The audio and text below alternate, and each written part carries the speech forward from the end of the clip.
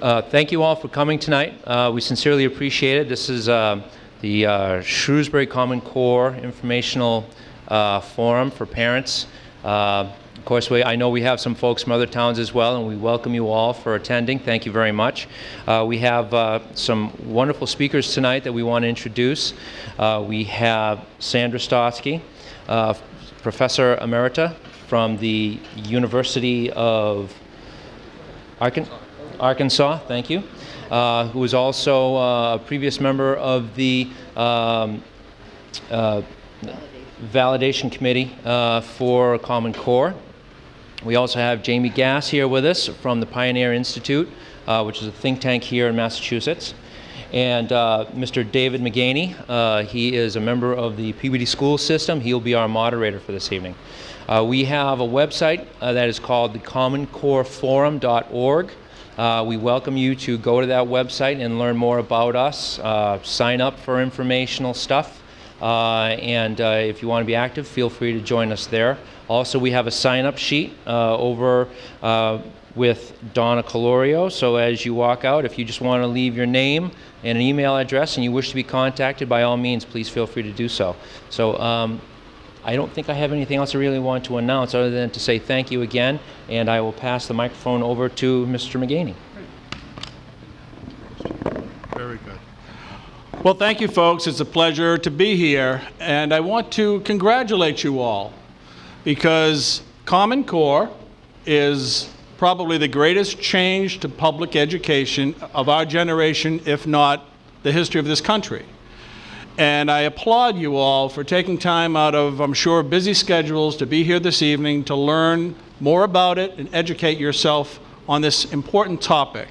And as Elliot said, we could not have two better experts to talk about this very topic. I got involved in this topic, believe it or not, after 18 years on the school committee in my city.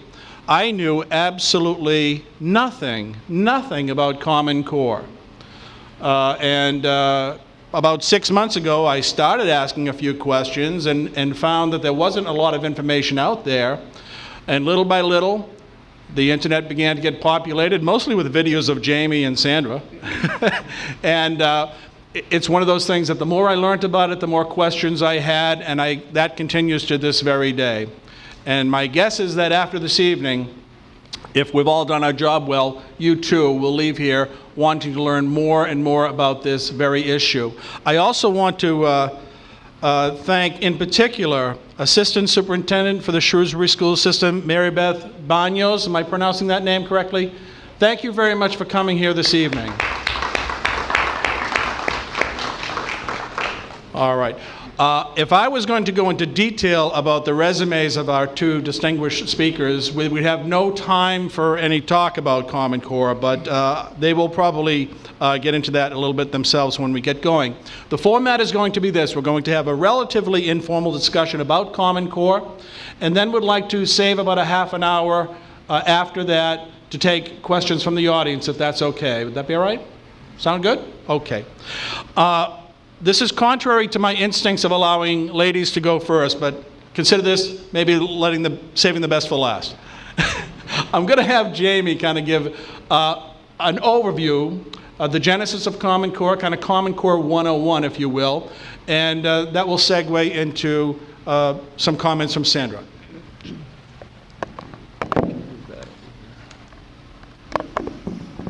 See if I can manage this. Yeah, so I mean, in a certain regard, I am sort of the warm-up band for Sandy. And when you hear her talk a little bit more, you'll understand why. So my name is Jamie Gass. I'm director of the Center for School Reform at Pioneer Institute, which is a Boston-based think tank that has been working in around K-12 education here in Massachusetts for about 20 years. We're probably best known for the work that we've done on charter schools, but we've done an enormous amount of work over the years on academic standards.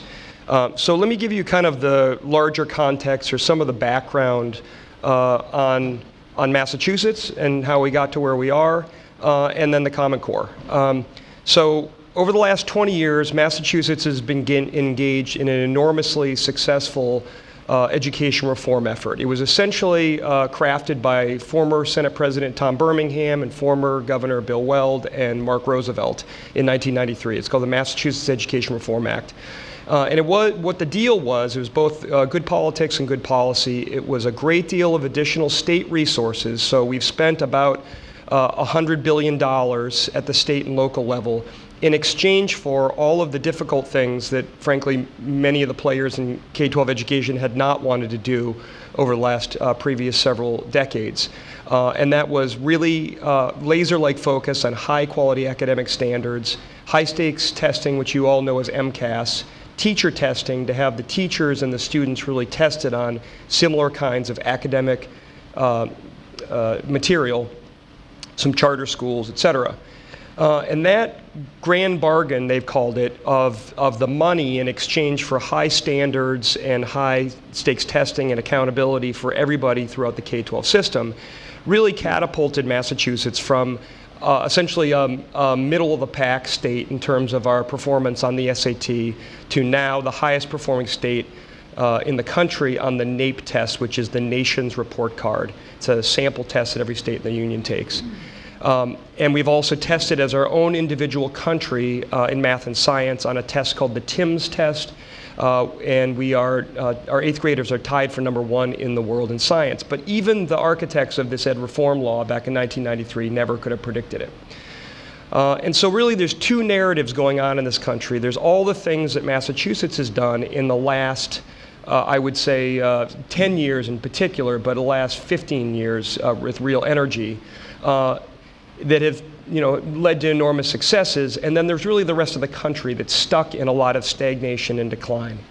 And so the advocates for Common Core, the Common Core is essentially a set of English and math standards. So standards are the grade by grade level expectations that are then coupled with a local curriculum that are developed by your school districts and teachers and principals at the local level.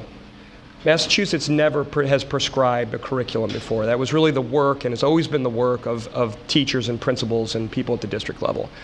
But the Common Core advocates, and some of these players have been around K-12 education for 25 or 30 years. The National Governors Association, which represents the governors of each state, the Council of Chief State School Officers, which is the commissioners for each state. They're Washington, D.C. based trade organizations. They essentially got tens of millions of dollars from the Bill and Melinda Gates Foundation, which is a private foundation set up by the founder of Microsoft, to push for national standards in testing. And most states, including Massachusetts, adopted it in the summer of 2010, really with very little public discussion or public scrutiny. In fact, I would say there is significantly more public debate going on now than when states adopted. And really what they are, Common Core replaces, and Sandy will talk about it in a lot more detail, it replaces the standards that Massachusetts had in English and math with, from the research that we've done 5 or 6 pieces on the academic quality. They're just significantly lower than what high standard states like Massachusetts and Indiana and Texas and California and Minnesota already had. Jamie, actually that's a perfect segue. Yep. Into the, and I'll let you finish Yep. the statement, but that's a perfect segue into how those standards were validated or should have been validated. Right, right. And we've done 2 other pieces of research, and I can talk about it a little more in the Q&A, is on the legal questions. There are essentially 3 federal laws that prohibit the federal government from doing national standards testing and curriculum, and then the cost, because even though 40 some odd states have adopted, most states did not do any cost projection. So that gives you a little sample of the kind of research we've done. It gives you a little context and background of what Common Core is about and Massachusetts' success and how we got to where we are now. Excellent.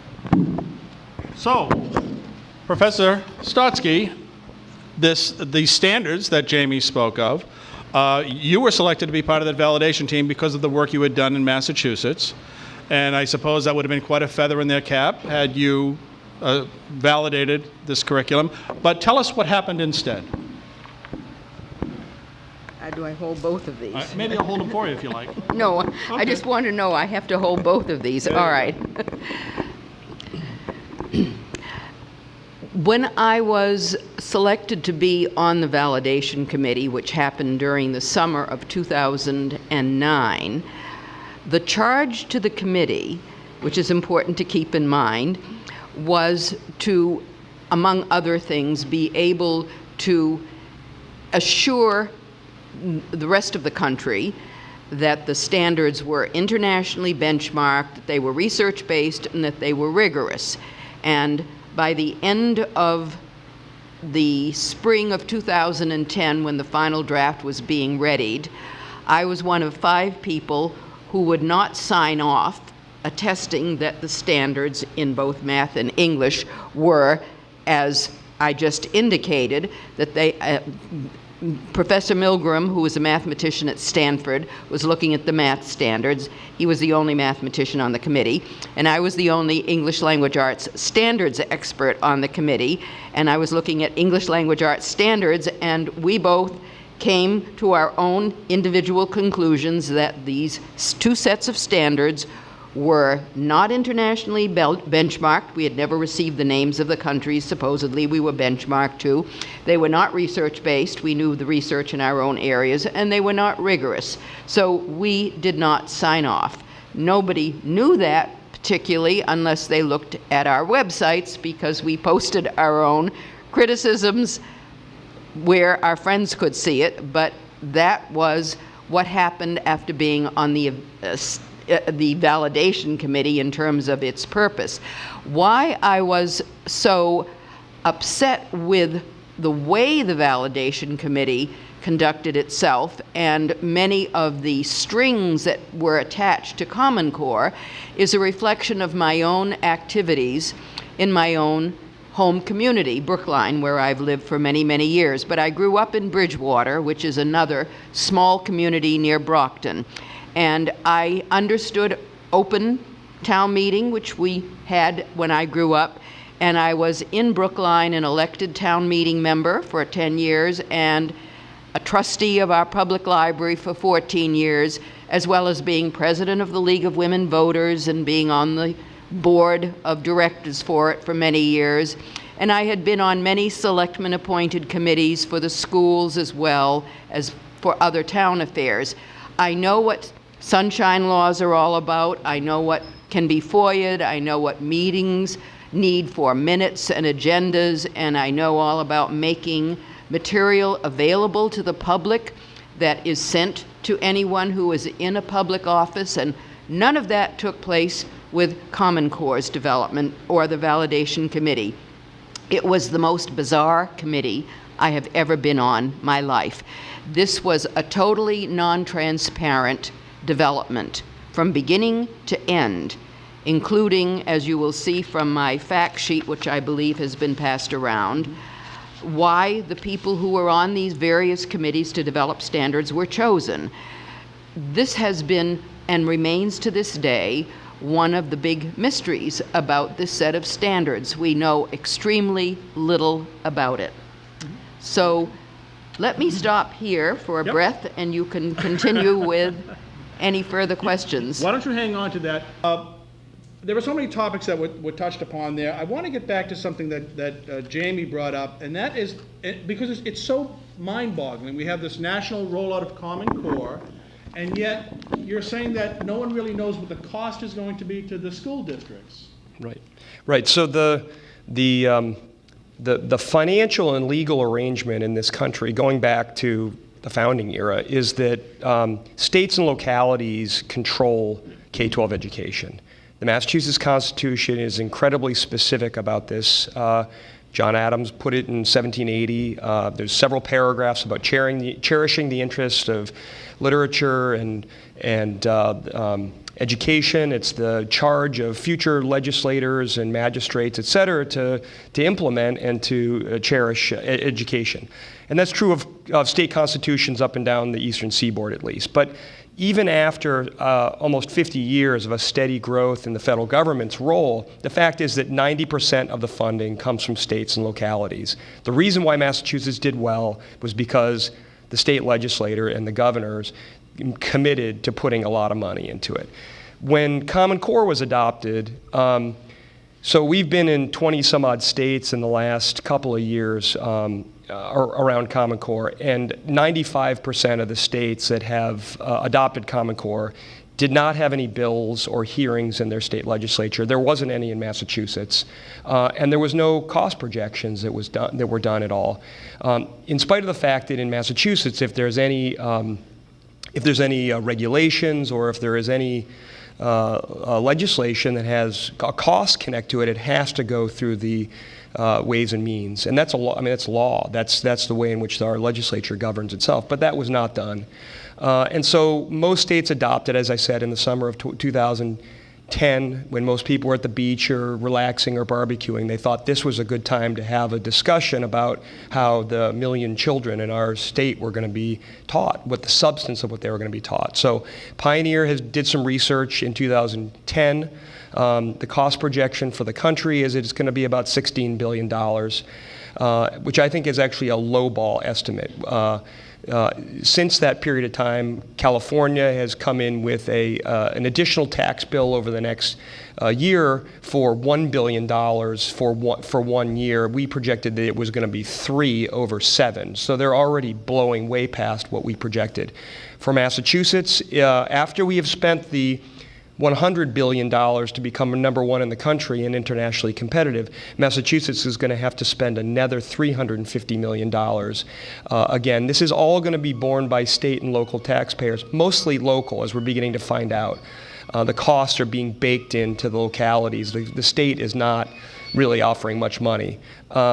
And it's true that Massachusetts got $250 million for Race to the Top, which was the way in which Massachusetts adopted Common Core, but only a small percentage of that was dedicated to Common Core. And so it's going to cost us, again, $350 million to implement it. And this is not something that the federal government or the Governors Association or the Council of Chief Safe School Officers or the Gates Foundation who are driving this are going to pay for. You're going to be paying for it. And a lot of that money, Jamie, is going to be for the necessary technology infrastructure that's going to be required in order for the PARCC test. That's right. Or the That's right. So the MCAS test will go away over the next year or so. Massachusetts hasn't officially adopted the PARCC test, but that's going to happen. But the big cost drivers are changes in technology because they want to have all of the testing over time done online. And then you have to replace all the textbooks and you've got to train all the teachers. And a lot of the advocates for Common Core say, well, we're going to do that anyway. But the fact is that, say, in Shrewsbury, just say in 2009, if you bought new textbooks, and then Massachusetts adopted in 2010 and began to implement Common Core in 2011. All those textbooks that you bought in 2009, you're essentially going to have to throw away because you're going to have textbooks that are aligned with Common Core. And then after, again, decades of getting our students up to what are considered the highest standards in the country, they're going to have to retrain on entirely different standards. As Dr. Stotsky can tell you in a lot of detail, these are entirely different. They ignored the lessons from the Massachusetts success story. And all of this, again, is to invest in a system that's untried, untested, theoretical, to have this replace the MCAS, which you were very involved with, Professor, that we know has propelled Massachusetts to #1 in the country, among the best in the world. Let me just say one final thing and then I'll pass it off to Sandy. So it is really important. So Achieve Inc. are the ones who they were created by the Governors Association in the mid-90s. They're developing the PARCC test. In the last 20 years, and any of the players related to Common Core can't cite one place where they've improved student achievement, and Achieve has never developed testing before. Never. Yeah, and they do have a board member named Paul. That's right. Sandra, I can tell you, I can see your mind is going, you have a million things to say. First of all, I would like to point out, since this is a Massachusetts audience, what were the goals behind the old Massachusetts standards, the ones we no longer have, but which are now claimed to be the forerunners and somehow drawn upon for Common Core, which is really not the case. But I was the one in charge of developing or revising all of our old K-12 standards that we had. So I at least feel you should know what the goals were at that time. They weren't just my goals. They were the goals of Commissioner David Driscoll. They were the goals of the Board of Education and a succession of governors at the time. First, we had a philosophy that wanted to make sure that all children were going to be increasing in their academic achievement, not just groups of kids and not specific groups of kids. It was to be all kids. And this is indeed what happened over the past decade. All kids have been achieving according to MCAS and to a few international and national tests that have been independent of our own efforts. Secondly, we were also very concerned about content knowledge, because if you want to be able to think critically about anything, and that is one of the goals that we hear is a goal of Common Core, as well as having been a goal of many earlier sets of standards, you have to know something. You can't think in with an intellectual vacuum in your head. So in all of the standards we developed, to the best of our ability, we tried to build in content knowledge. This is not a goal of Common Core. Third, and this is not mentioned and is not directly a part of Common Core in any way, unfortunately, but one of my great goals was to strengthen the teacher corps in this state, because, as we all reasoned, if you have a first-class set of standards in every subject, you need stronger teachers to teach to those standards. And it is common knowledge that in this country, our teacher corps is drawn from the bottom of the college cohort, unlike where teachers, prospective teachers, are drawn from in other countries. And we needed to academically strengthen our teacher corps. I found myself in charge of all of our licensure tests, our teacher licensing regulations. This was very controversial at the time. It's now, it was then, and it's now coming to the fore again. People are beginning to look at the teacher corps. You cannot have first-class standards taught unless you have teachers who can teach to them. That was common sense. And so we needed to upgrade, however we could, the teacher corps, which we did in Massachusetts. That took place. The standards were developed with input from higher ed. I made sure about that. We had a mathematician from Harvard that some people got to know because he sat in on all the committees developing the math standards. Science, history, English language arts, we had many different consultants at different levels to make sure.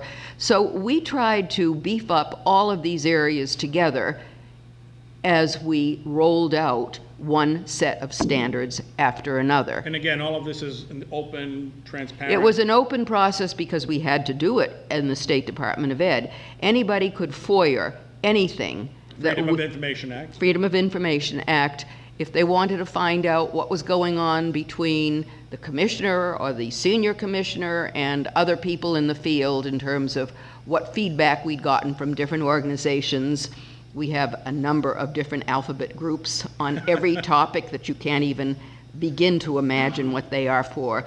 But we had to make sure that everything was accessible, and whenever we came out with a draft of anything, we had to explain why we were making the decisions we were making. This was not true of Common Core. Every draft changed dramatically. I was on the validation committee, and we could see every draft changed dramatically. Why it changed, who was making the decisions, we couldn't find out. We didn't know. It was a private group running it, and we were just told, here's a draft, you comment on it. But we had to be able to offer reasons, a rationale, and make available all of this material. None of that to this day is available. We don't even know why the people who wrote the standards were chosen.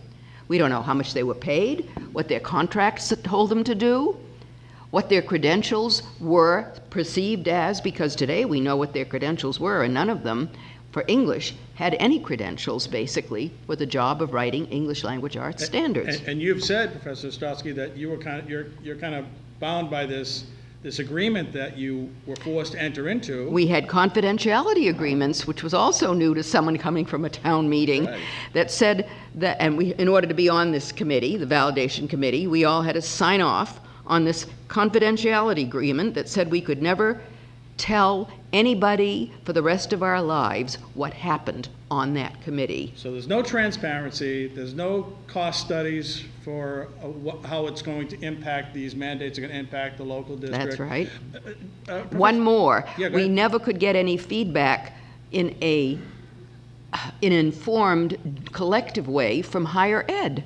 That was one thing I kept Right. asking for while I was on the State Board of Education.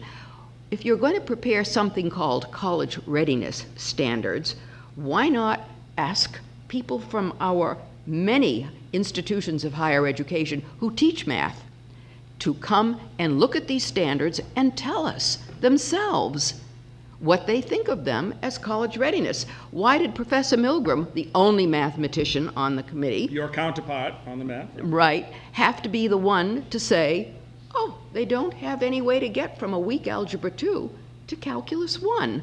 What are engineers going to do? What are we going to do about future scientists, computer scientists, economists, all those students who, if they want to pursue a STEM major in college, need to be able to get to something higher than weak Algebra 2, which is where Common Core's standards end. Now, I'm very pleased to hear that Shrewsbury is going to have has a pre-calculus class, which it had before, and it's not losing it. Maybe there are many other Massachusetts communities doing that because we had such a large number of students going to Calculus 1 or higher in this state. I know that because I have grandchildren in several different school systems.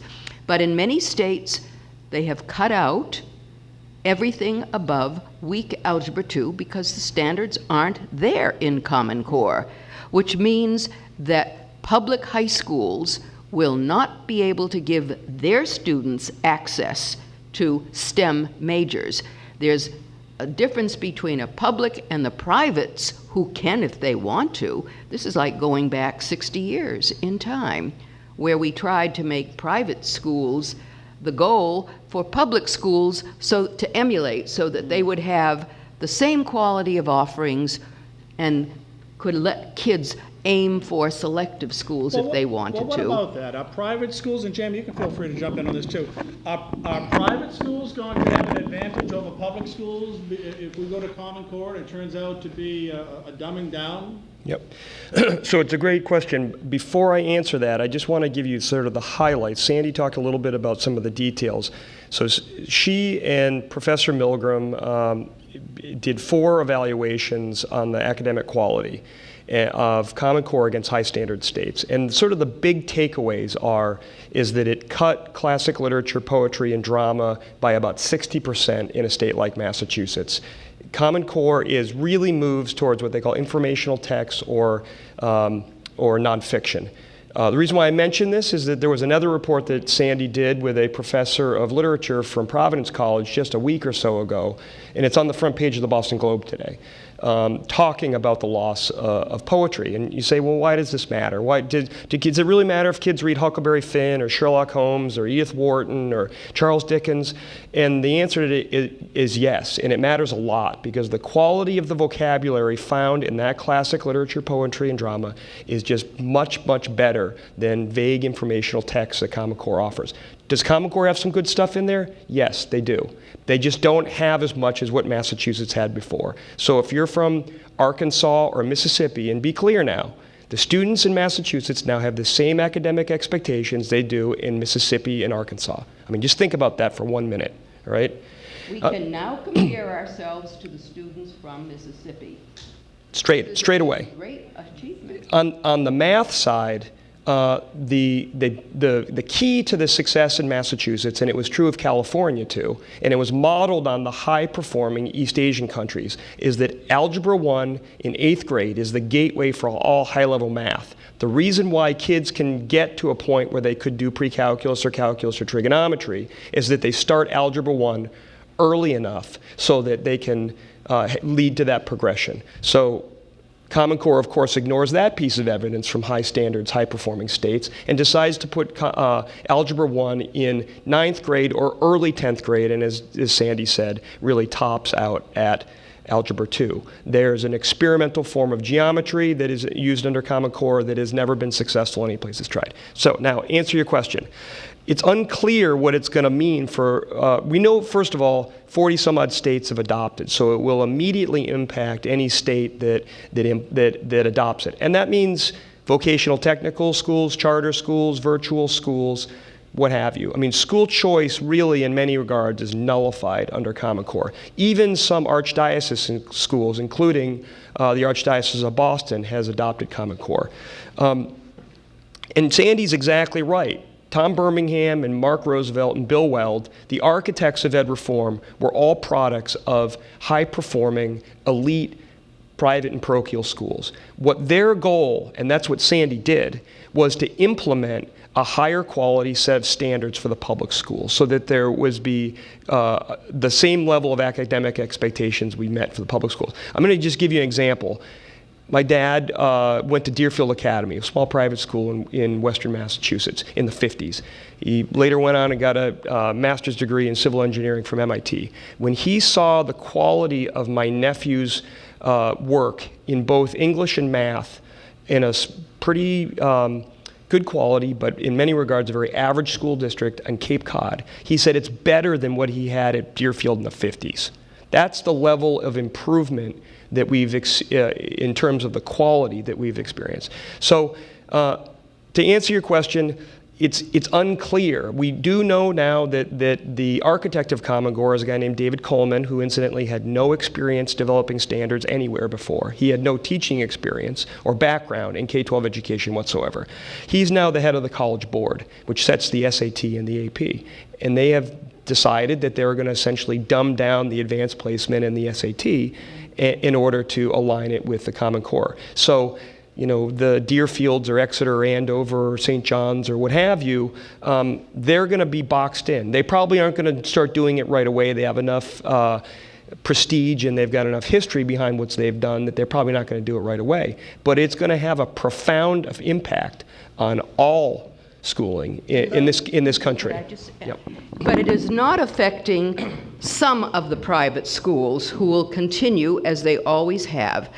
The Andover, Phillips Exeter in Andover, the one in New Hampshire, I'm trying to remember, Exeter.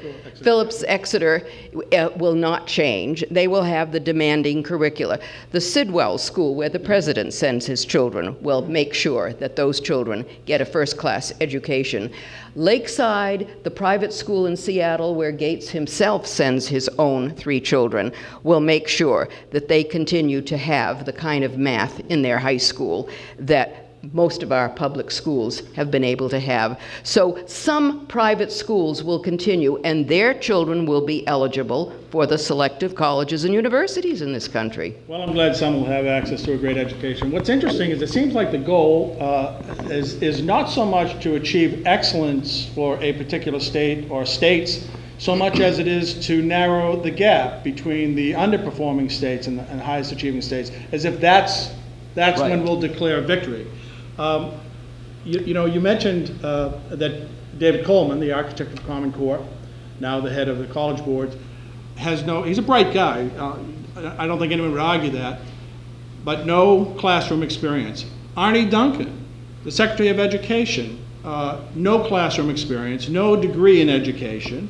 Bill Gates, again, another incredibly bright guy, a college dropout. So the 3 people probably most responsible for the Common Core have no classroom experience, no degrees in education, and yet this is the tune we're all dancing to. And actually, we don't know if it's going to work. We don't. One of the major groups that was excluded, basically, from all the committees that were developing the standards were high school math and English teachers, because that was my major concern for membership issues. Where were the high school math and English teachers? They weren't on the Standards Development Committee, they weren't on the Validation Committee, and they weren't standards writers.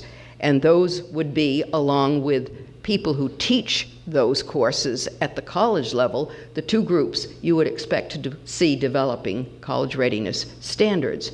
They weren't there. That is why the high school standards are weak. The elementary standards start off, in some cases, too strong in the primary grades, which is why they've met for a lot of opposition across the country. But by the middle grades, they begin to weaken, and by the high school grades, mathematicians and literary experts see the decline in the demand. They are certainly not as demanding as what we had in our own math standards, in California's math standards, Indiana's old high school math standards, or in the English standards in those three subjects. So the closing of a gap is by not only lowering a ceiling, which many people have been identifying as how you manage to close a gap, but it's also taking away from the special needs kids at the other end. We don't know yet exactly how IEPs are going to be handled. No, we don't. And so it's an open book. But the emphasis has not been on establishing programs for kids who need help or remediation. The emphasis has been on everybody at one particular grade level, which has been set low. You know, this begs an important question, because it would seem to me that I think any observer would say that at best the Common Core, the bugs weren't all worked out of Common Core. They kind of are stubbing their toe everywhere they try to infiltrate us with this, and makes you ask the question, well, why didn't they take a couple of the underperforming states and try it out there as a pilot program? And I don't have an answer for that. Perhaps I don't think we have any answer at all. We don't even know why they didn't put in STEM preparatory standards into the document. Milgram has been trying to figure that one out for 4 years. That's your counterpart on the math validation? Yes. He was working with the two mathematicians on the math writing committee, and he himself for 4 years can't get any answer. Why did they leave them out? We don't know. Jamie, do you have So we don't know why there are certain things missing in those standards. Yeah, I've worked around K-12 education for 20 years. I come from a family where my mother prepared teachers for 35 years. My grandmother is a teacher and principal for 40 years. I've seen a lot of things in which I thought the interests of the adults took precedence over the interests of children. But this is really bizarre. And two of the main architects of the ed reform law here in Massachusetts, Tom Birmingham, pretty liberal Democrat with a great relationship with organized labor, Bill Weld, moderate to liberal Republican, they both, two of the three architects, were opposed to Massachusetts adopting. It is not really a partisan issue. I mean, certainly the governor played a big role, and Massachusetts getting $250 million for the race to the top was a big incentive. And this is something the Obama administration is pushing. But it is not a partisan issue. There are advocates that are more right-leaning. I mean, Jeb Bush has taken a lot of money from the Gates Foundation in many of the states that we've been in. Jeb Bush has been there first, and he's been promising and persuading and cajoling. The only problem is that he comes from Florida, which is, after some of his good efforts in Florida, is still a below average performing state. And what you have is a lot of former governors, Jim Hunt from North Carolina, another low performing state, Bob Wise from former governor of West Virginia.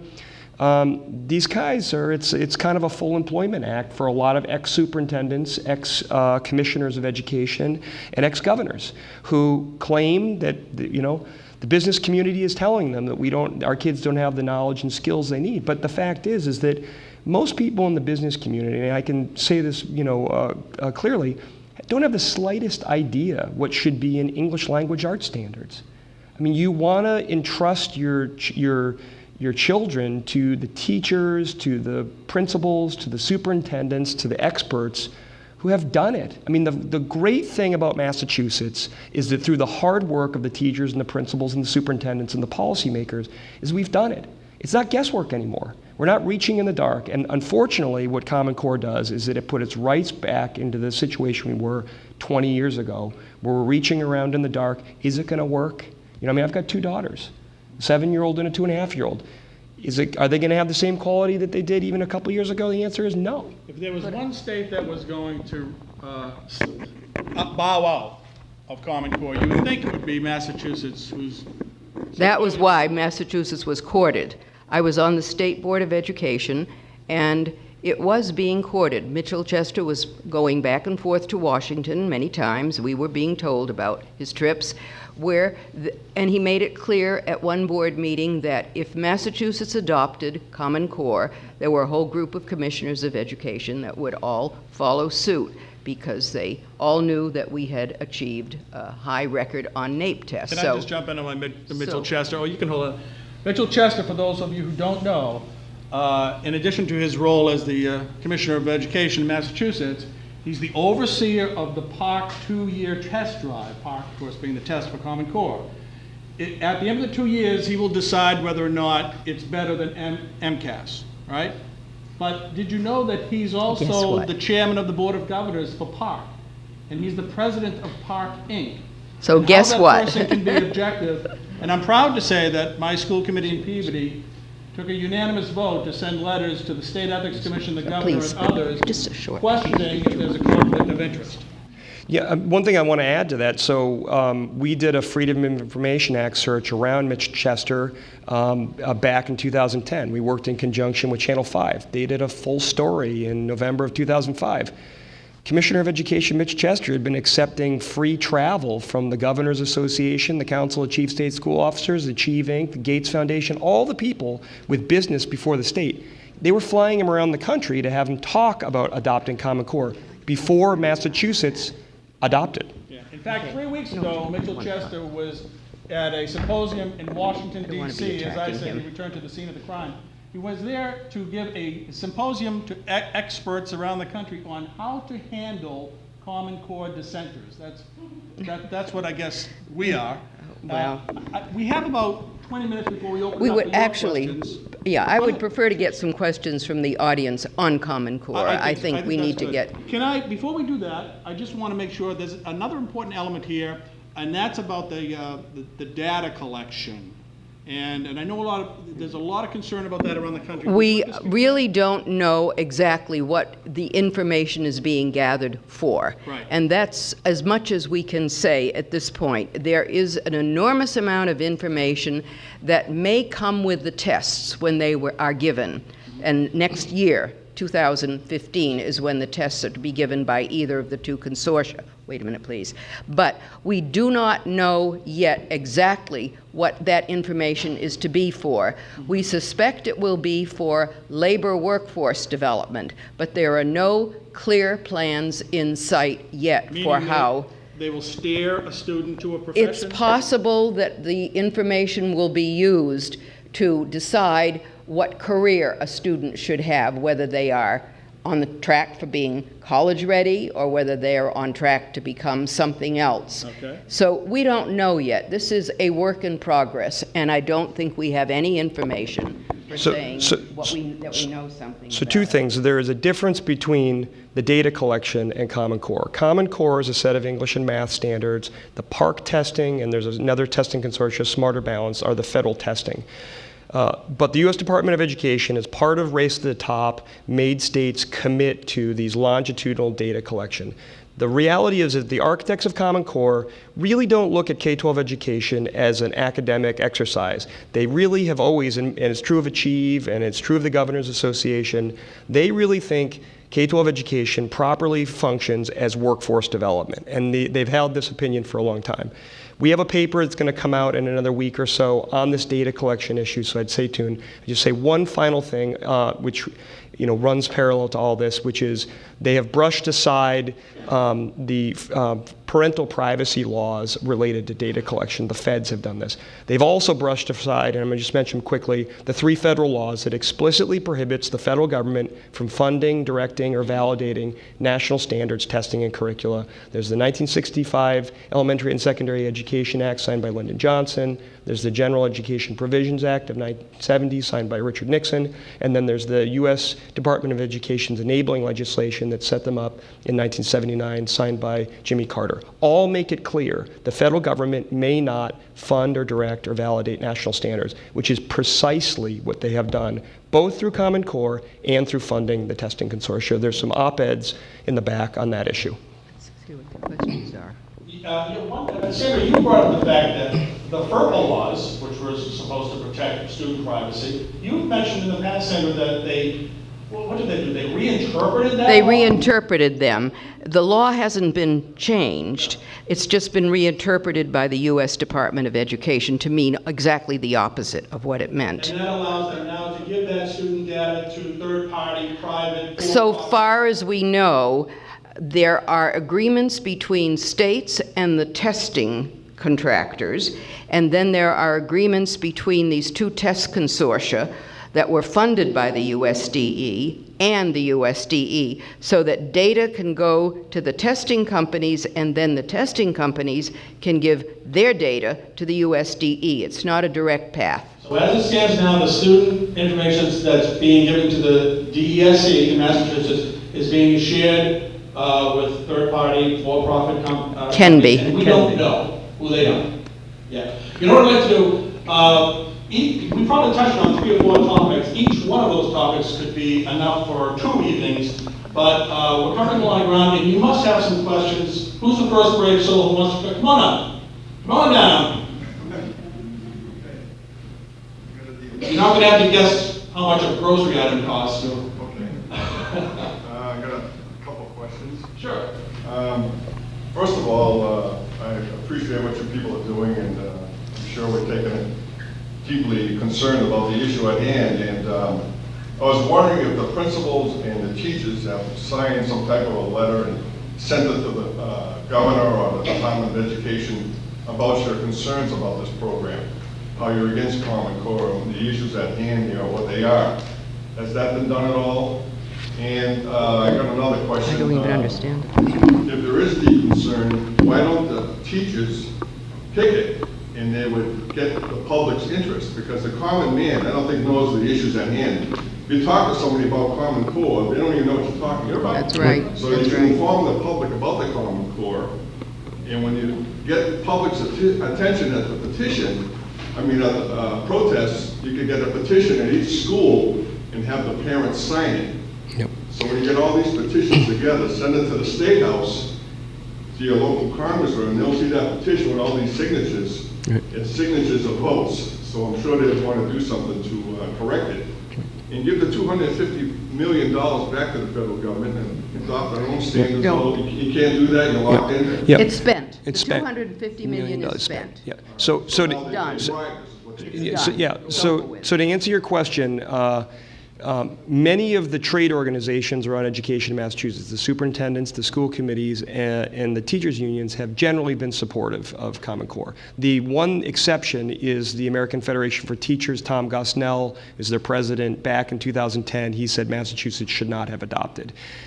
Interestingly enough, just over the weekend, the Massachusetts Teachers Union, Teachers Association, which is the largest teacher union in Massachusetts, it represents about 110,000 members. They just elected a new president that no one predicted was going to win, and one of the major planks in her platform was her opposition to Common Core and this sort of general, I think, sort of more corporatization, I think she sees it. I've not met with her or spoken with her, but she has been on the record against Common Core. My guess is that you'll be hearing more about it. There's been a lot more forums like this in Massachusetts. There wasn't until about 6 months or so ago, and I'm not sure what changed it, because most of the major newspapers and editorial boards in the state have done, I mean, the Worcester T&G has done at least 15 in-house editorials against Common Core, and they've run tons of op-ed from me and Sandy and a bunch of other people. So, I guess you're right. I mean, what you need to do is obviously you need to engage the legislature, because the fact is that they were totally bypassed.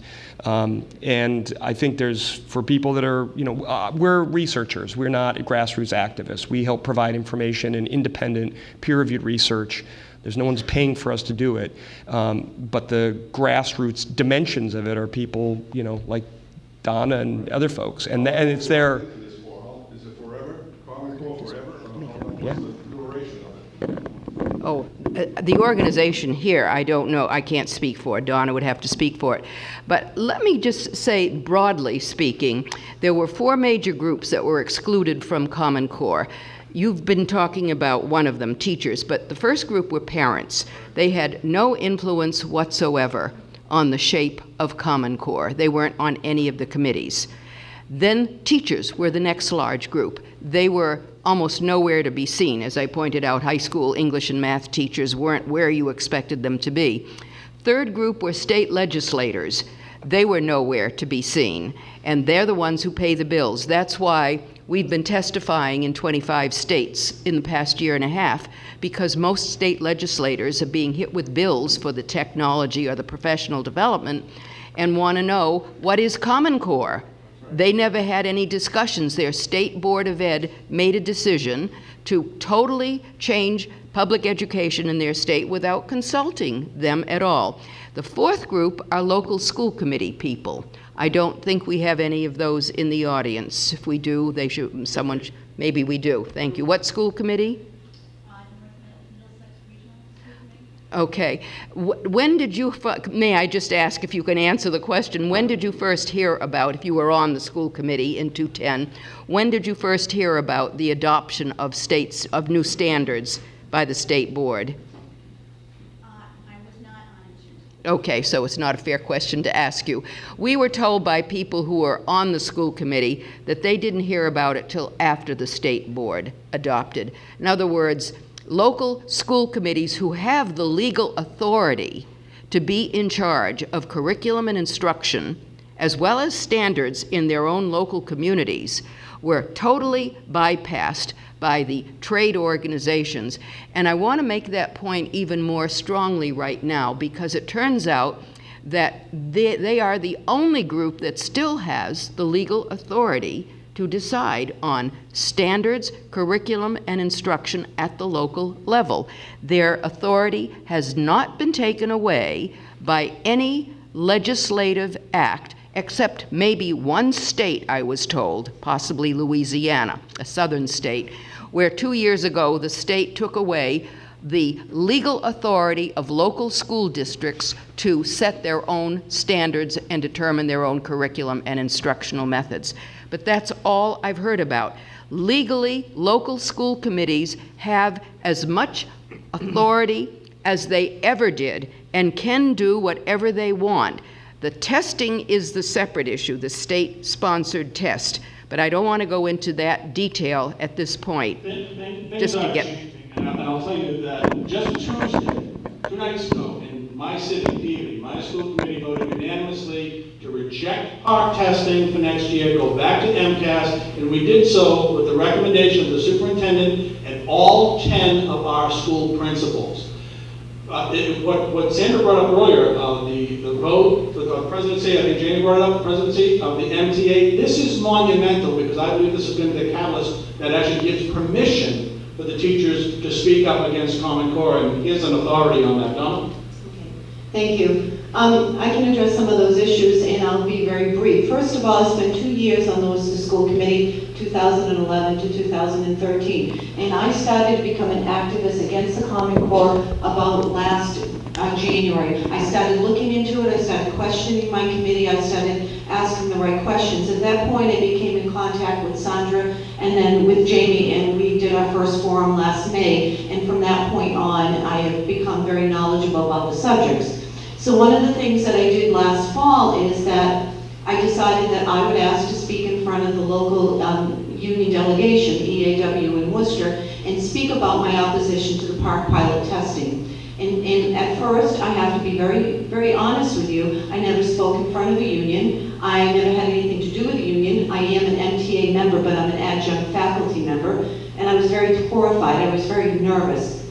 And I gave them my opposition to PARCC, and that night, the EAW, there were 75 delegates in that room, voted against the PARCC pilot. They voted no confidence on the PARCC pilot test. And that was per my recommendation. Well, so now I've joined in alliance with those that are in opposition to Common Core PARCC. I am the grassroots.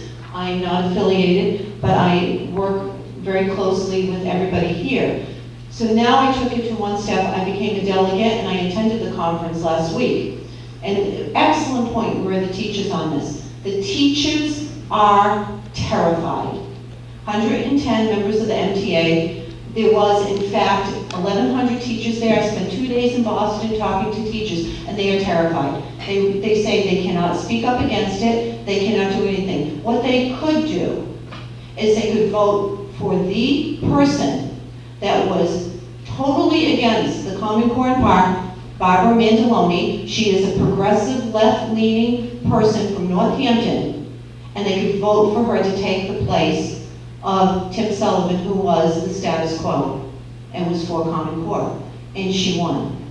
Also, they passed another new business to say we want a moratorium on parks. So when Barbara takes place, and I have had personal conversations with Barbara, on June 15th, they will file an item with the State Board of Education and say, we do not want park pilot tests, we want it on hold, we want it on pause. The teachers are speaking up because you know why? When they took the surveys on the teachers, this was a year ago, Common Core wasn't implemented. The teachers didn't see it in their classrooms. Now they see it. Now they see what's happening. They are now very much opposed to it. So as the tables have turned, parents didn't know about it. The first time they heard about it was last Parents' Night, which was in the fall. And now they're becoming aware. So we are having these forums, so we are making people aware of what Common Core and Park is. They are now becoming aware, and people are now taking a stance and doing a lot more, including the teachers, including a lot of the principals, and also a lot of the superintendents. Now, mind you, as Jamie said, the superintendents were bypassed in this. They didn't have a vote on this.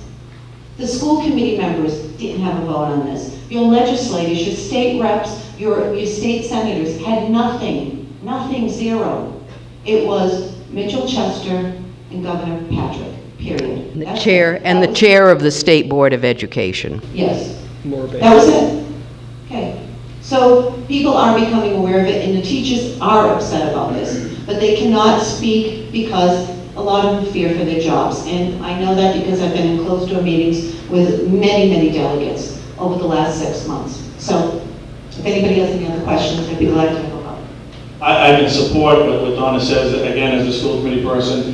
Here's how I look at it. Education, particularly public education, is not a profession that rewards loose cannons. It just isn't. And so the teachers are doing what they're instructed to do. And they're instructed to get the best results they can from the PARCC testing and Common Core so far. Superintendents are a different matter, and I cut them some slack too. Superintendents, the average, anyone have any idea how long the average life of a superintendent is in Massachusetts for a school district? 3 years. Less than 3 years. Just under 3 years. That's the average. So here's what happens. A superintendent is hired. The first year it's a honeymoon. The second year they're actually looking for some results. And the third year the resume is on the street. That's just how it is. And the only way that person is going to get their next well-paying job is to make sure they don't have any controversies. And so it's not a really good atmosphere for discussion against Common Core. But here's how I look at it. And then to your point, Sandra, about school committees, I think, obligation. Our obligation is to support, we can fight against the war on Common Core. We can hate the war and work to end it. But we need to support our troops, right, and the jobs that they're doing. So I don't look to them to lead the charge. That's our job. And our biggest job, we're not going to be here tonight, we're not going to convince, I don't think, we're not going to convince every one of you to go out tomorrow and fight against Common Core, although we'd love to have you. But what I hope we can do is inspire you to recognize that this is an important topic that requires more investment of your time, and you need to tell your friends and family about this to learn about it. Now, if you learn about it and you like it, God bless you, that's fine. I know some intelligent people who think, despite some of the issues, it's good in the long haul, but I know that my estimate is that 4 out of 5 people who take the time to learn about Common Core really, really dislike it.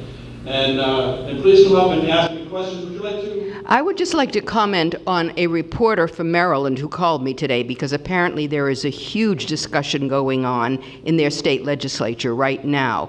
And she said, and this was how she phrased it to me, we understand that we have such problems with remediation at the post-secondary level that Common Core may be the only solution to that problem.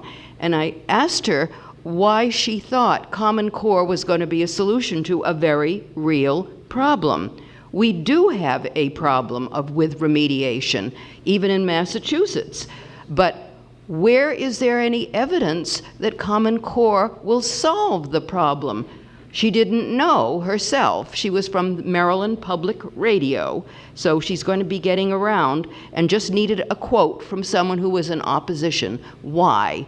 But the idea is that we have some bad problems in the schools. We've had a decline for 50 years. I know all about it. That's why we had the Mass Ed Reform Act in '93. But where is there any evidence that Common Core is the solution to it? None whatsoever. And why are Gates and a number of other foundations, including the U.S. Chamber of Commerce, pouring in funds by the millions with ads on TV? And it isn't like it's all on one channel. It goes from MSNBC to Fox to CNN. It's all of the channels that have been bought. It's totally bipartisan in the way these ads are being, and columns are being written in all of these newspapers, which makes one wonder, how is this at all an educational issue? You know, I hate to be it's a political issue. Person, but my paranoia is supported by the facts that come out every day on Common Core, and this is my personal opinion. This has nothing to do with education. Common Core has nothing to do with education. It's about a colossal power and money grab at the federal level. Jamie? So I just want to comment on that. So the people that are proponents of Common Core say, oh, this is all conspiracy theory. These, look, there's no conspiracy theory. You go to the Gates website and in the top right-hand corner, there's a little search, and you can search, you put in the name of any of these organizations we've mentioned, and it's all reported there. It's not a secret. There's no cabal or anything. And the fact of it is that there's enough that we know in terms of the laws that have been violated, the poor academic quality, as Sandy talked about, and the fact that the costs were not projected, that alone, and the lack of public accountability, that it's on the face of it. You don't have to look for conspiracies. You don't have to look for secret cabals. There's enough that's out there. There's a column that I included back there from George Will. I mean, he's one of the best respected syndicated columnists of the last 30 years. He's in 2 columns in the last 2 years on Common Core. Peggy Noonan, a well-respected speechwriter and columnist for the Wall Street Journal. She did a piece just in the last week or so in the Wall Street Journal. And it isn't a right or left thing. New York, this issue has exploded in New York. Upper state New York's a lot of blue-collar parents, Long Island, suburban parents. It's everywhere. It is absolutely everywhere, and I think it's primarily because parents and teachers and legislators were just not told about it. So a lot of people say it's not a right versus left issue, it's a right versus wrong issue. Any other questions? Yes, please, come right up. Can a school system within a community, within a certain community, say, no, we are not going to do this? I keep hearing, well, it's mandated and we have to do it. No, that's the point I was trying to make. If a local school committee decides it does not want Common Core, it can tell its superintendent exactly, and its other school administrators, exactly that. The legal authority comes from those who are elected by the people. That's a basic political principle. I learned that in Brookline many, many years ago. And yes, a local community can decide it wants to have other standards. This is what Germantown, Wisconsin, Manchester, New Hampshire, and some other communities have all decided. And then the local school committee, they're the legally empowered authority, can say through their superintendent, we want a curriculum developed for new standards that are better or higher or however you want to describe them. Or in Massachusetts, go back to the ones you had. I mean, this is one of the few states that can say, let's go back to what we had. And then you work towards those. That the local community can do on its own. The problem becomes the test issue, because under most statutes in most states, the State Board of Education can authorize and develop a test based on the standards it has adopted or developed, which is legally why they have to be there. The MCAS, New York has the regions. MCAS, in order for MCAS to be legal, we had to have standards. But we knew that all communities weren't using those standards. There were about 70 communities that weren't using the standards at all. EQA found that out. There were many communities that never adopted the Massachusetts standards. They would then be part of a compliance investigation if the school system did poorly. But if a school system does fine, it doesn't matter. They can pass MCAS even though they may be teaching to other standards. So if PARCC is given, and remember it will be probably given in grade 11, and the comparison will be made because that was what the state board promised, the Boston Globe and the legislature. Is it at least as difficult as the old MCAS in grade 10? The first question you ask is, how should a grade 11 test be compared to a grade 10 test? Shouldn't it be even more difficult? And that's a rhetorical question, as they call them. But the question is, that is what is supposed to be taking place in this state. This question maybe is for Donna. The Worcester presentation that you so graciously made was recorded, so we could share it online. Is that going to happen again? This one here? Yes. Okay. Will this be televised? That's her question. Yes. And it will be available. Okay, fine. My other, more of an observation than a question. I'm on my local economic development committee, which allows me to go to an economic development summit in Boston once a year. And the keynote speaker was the governor. And they moved from the gateway cities last year to this year, crony capitalism, investing, the state investing in manufacturing. And they, on an overhead, they had the school involvement too, and it included not only high schools, but middle schools. And I'm seeing, because of the economic development, I go to Central Mass Chambers, Central Mass South Chambers meetings. And what they're doing is a program called School to Trades.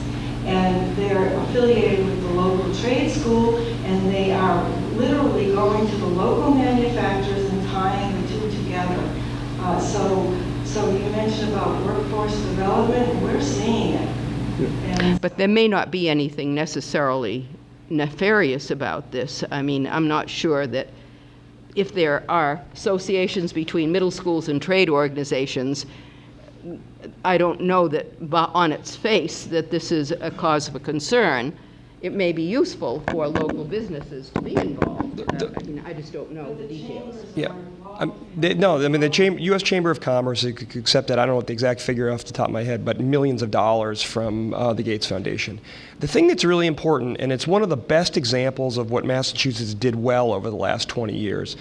Sure, we have lots of great charter schools, and they do a remarkable job, and we're very proud of those.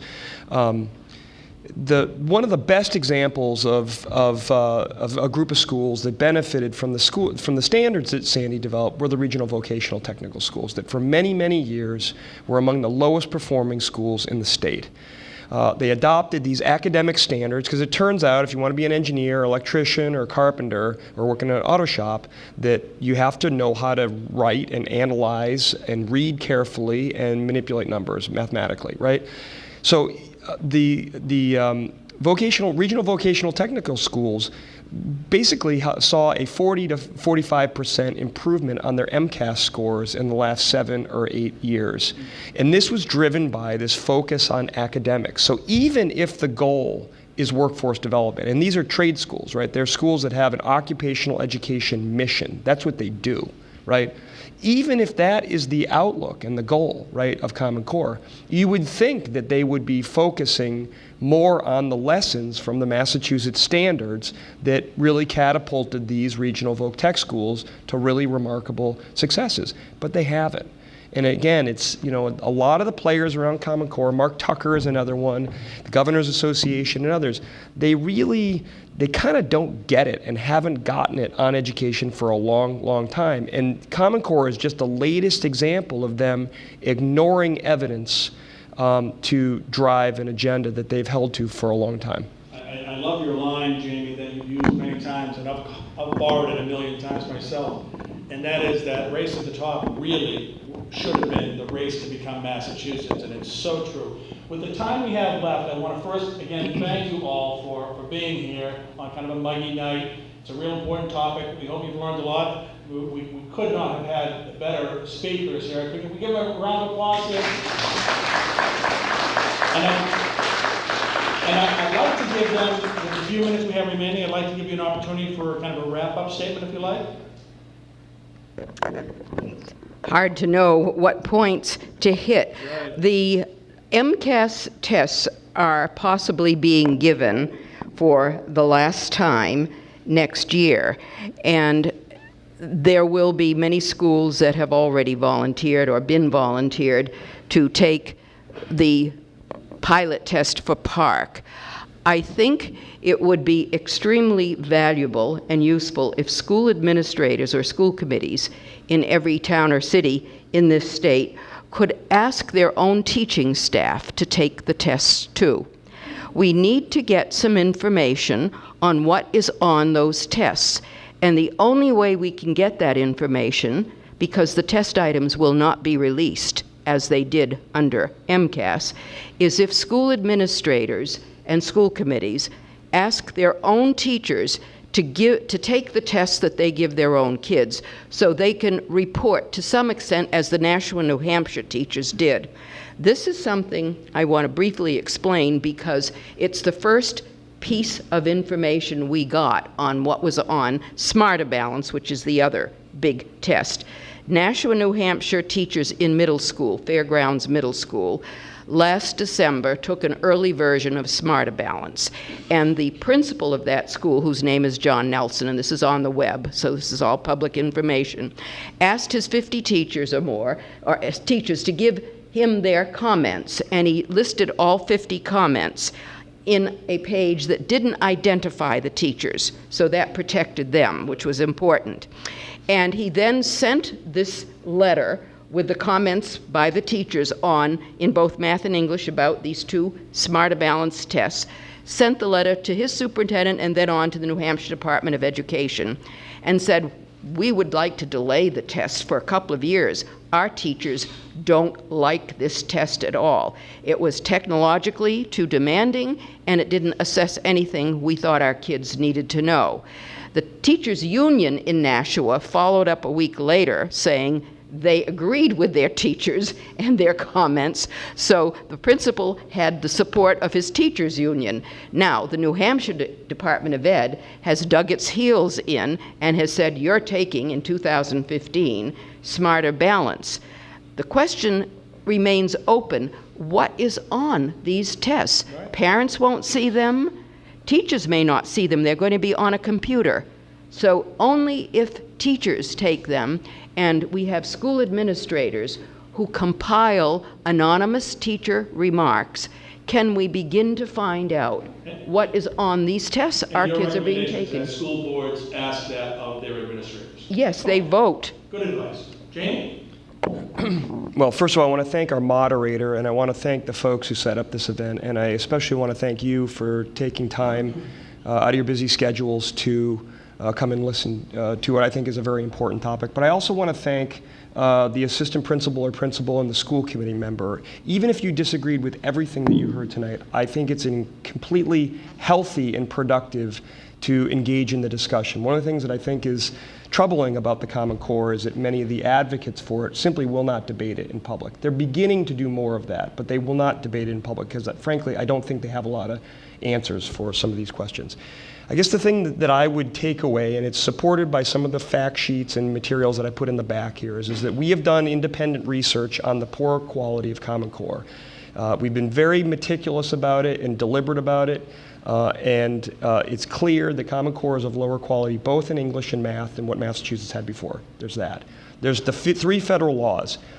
that prohibit the federal government from doing this. At a minimum, K-12 education in this country was set up to inculcate the basic principles of democracy. That's why the Founding Fathers delegated this responsibility to the state and local level. At a minimum, the people that are creating laws and establishing laws, particularly ones that govern our schools, ought to be obeying the laws, at a minimum.